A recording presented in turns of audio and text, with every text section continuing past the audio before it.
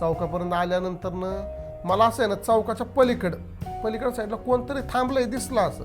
आणि मी बघितलं, मी असं काय कुणाला बोललो नाही. एक बाई दिसत होती मला, पांढरी साडी, पण एवढी क्लिअर दिसत नव्हती, पण मला एवढं शुअर होतं की बाई कोणतरी थांबली आहे पलीकडे. मी बघतोय. मग आम्ही चौकातून असा टर्न घेतला आमच्या घराकडे वळायला. तिथून एक अर्धा किलोमीटर घर असलं आणि बारक्या पोराचा रडायचा मोठमोठ्याने आवाज चालू झाला. आणि मी बघतोय ना का, मला आधी वाटलं माझा भाऊ रडतोय का, बघितलं तो झोपला होता.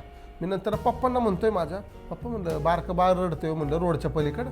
माझ्या पप्पांनी असं मागं बघितल्यासारखं केलं. बरं ठीक आहे म्हणले, रडू दे, तू नको बघू. पण मग नंतर माझ्यासारखंच लक्ष जायला लागलं, कारण ते बाळ एवढं जोरात रडत होतं ना की समजा एक 100-200 मीटरचा फरक असेल म्हणजे अंतर असेल आमच्यात. पण मला असं वाटत होतं ते माझ्या तोंडासमोरच येऊन रडते का, एवढा जोरात आवाज येत होता.